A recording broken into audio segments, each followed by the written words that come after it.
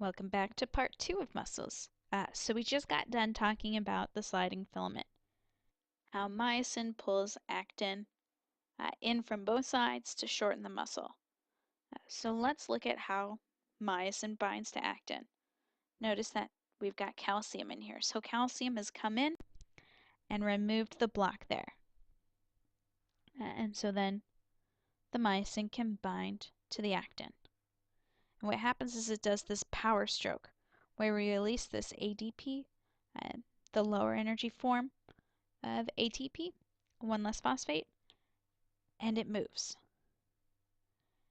And then we put ATP in, it lets it go, and it can bind again. There's a nice animation you can watch to get that down better. Now we're going to look at the neuromuscular junctions and the events that occur there. So before the muscle can contract, to get that calcium there to remove the block, we need to send a signal from our nervous system. So remember, our skeletal muscle cells are voluntary. We can control it. So in our cortex of our brain, we think about moving one of our muscles and contracting them, and we do. That signal gets sent from our brain out through neurons to the muscle cell. What happens is that neuron releases neurotransmitter, acetylcholine. That goes across this space, the synaptic cleft, over to the muscle cell. It gets the signal. Ions flow in. The cell spreads that signal throughout the whole cell. Calcium comes in. Actin and myosin can bind. Muscle contracts. Okay, so you got it, right?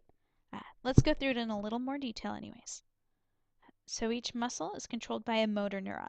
Motor neurons mean that they're sending information out of the nervous system to an effector, a muscle, a gland that affects a change. Okay.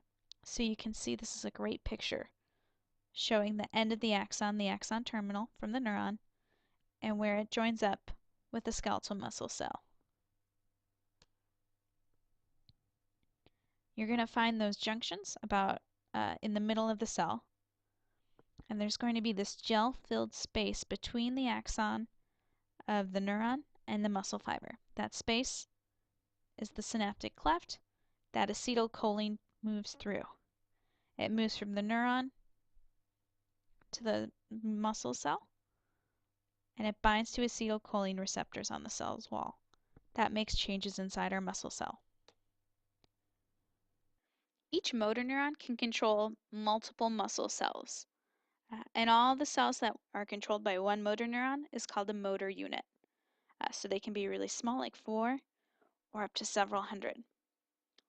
So think about blinking your eyes, moving your fingers, these really fine movements. Those are going to be small motor units. They're going to have less muscle cells controlled by that. Whereas really big muscles like your thighs, your quadriceps, those are going to have really big motor units. And it helps us to be able to regulate how much strength we use when we contract our muscle. When you lift up a cup, you don't want to contract all of your muscle cells at once. You would fling that cup up in the air. So what you do instead is you just do a couple of smaller motor units to lift that cup. But if you're trying to lift a big box that's really heavy, you would send out information to larger motor units. Yep. So small, fine movements, large muscle movements. Let's look at how we actually send that signal. So remember, our cells are polarized. They have a resting membrane potential where the inside of their cell is charged differently than the outside. So inside there's more negative charge.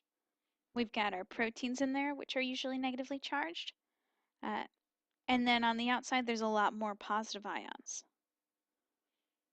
So what happens is we keep pushing these potassium in our cells, but then they keep pushing out. So the sodium-potassium pump is setting up this gradient. So we use that to our advantage when we send electrical signals. So let's go through the steps for muscle contraction. And I would never ask you what is step 1. I want you to understand the order so that it makes sense logically that they have to happen that way. I might ask you like what comes first or what happens after this happens, but it wouldn't just be like what's step number 4. Okay. So step 1, our brain has decided we want to move a muscle. So that neuron sends an action potential, an electrical signal down its axon towards the muscle cell. So then when it gets down to the bottom, that action potential comes down, calcium comes into the cell, and then that causes these vesicles, these membrane-bound fat sacs with acetylcholine to be released. It's released into that space between the neuron and the skeletal muscle cell, the synaptic cleft. Okay. So next, that acetylcholine moves through the gel-filled space and until it finds the receptors for acetylcholine on the skeletal muscle fiber membrane, the sarcolemma. That opens up sodium channels. Sodium rushes into the cell. So now the cell that was normally negatively charged becomes positive. And that positive charge is going to spread across the sarcolemma and through the whole cell. So how do we stop this skeletal muscle contraction? You're going to have to get rid of the acetylcholine, the ACH. So what happens is it starts to diffuse away from those channels. And then an enzyme, acetylcholinesterase, can come by and break it down into its base parts, acetic acid and choline. And then that can be recycled by the neuron, so it can get sent out again. Okay. So while acetylcholinesterase is breaking down acetylcholine, we're sending that action potential across the plasma membrane, the sarcolemma of our skeletal muscle cell. It's spreading through the whole thing. That's telling all the sarcoplasmic reticulum it comes by to release the calcium.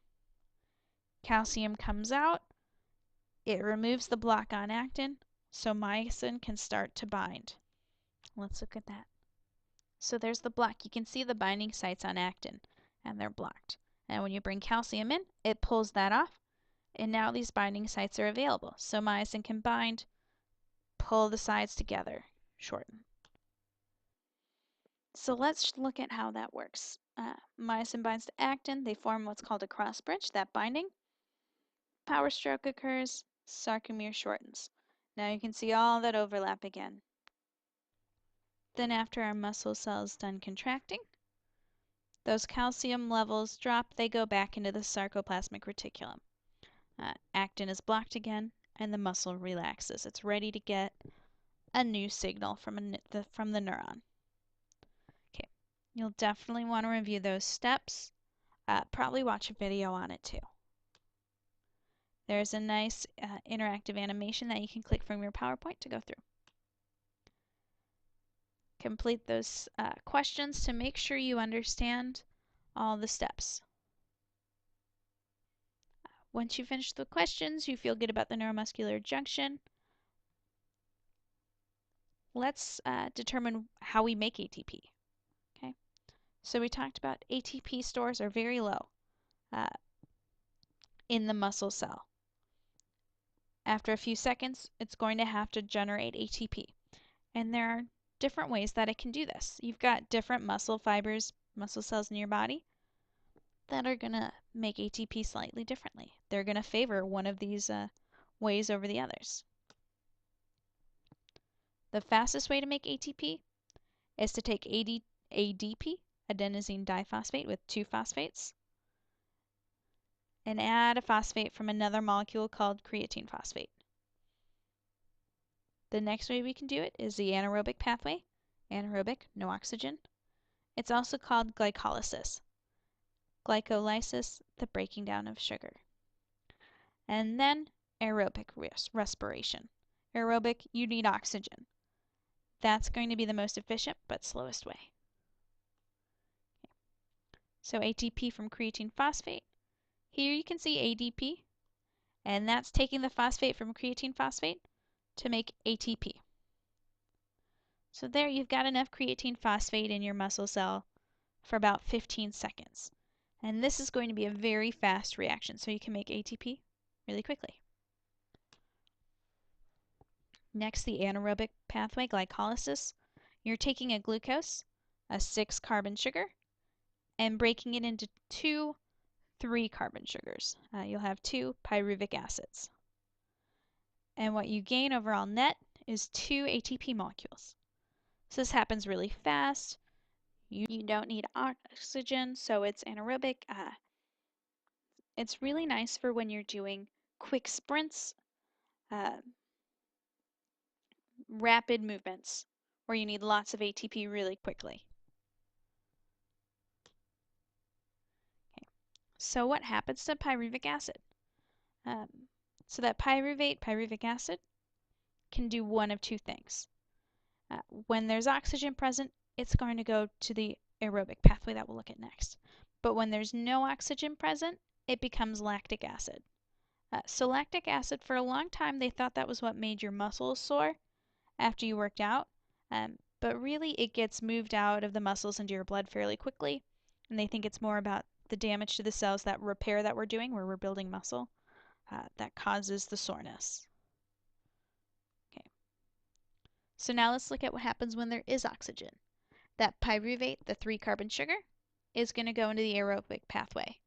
It's going to go through multiple different steps, each with its own enzymes, where we're breaking down that carbon molecule. We're making lots of CO2 molecules, carbon dioxide with it, and we're making a lot of molecules that are going to give us ATP.